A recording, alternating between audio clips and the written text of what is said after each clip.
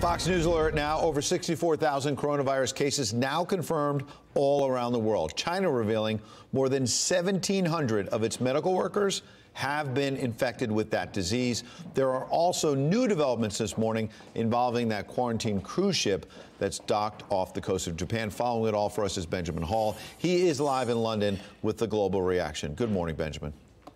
Good morning, Ed. And yes, finally, some good news for all those people on board that cruise ship, the Diamond Princess. Among them, over 400 Americans.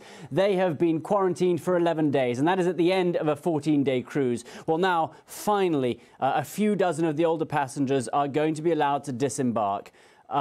In China, however, the virus is still spreading. Over 5,000 new cases, 121 new deaths in the past 24 hours alone, and that on the back of yesterday's huge spike of 15,000 new cases.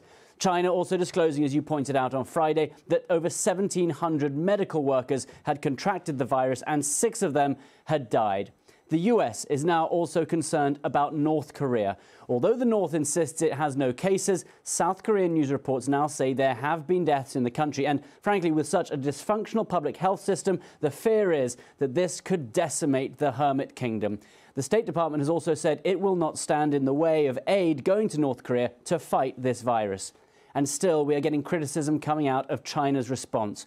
One Chinese doctor writing a very rare critical letter of the government saying they failed to sound a public warning, even though scientists were aware of human-to-human transmission, adding that 5 million people were allowed to leave Wuhan, the epicenter, despite consistent warnings from Chinese scientists.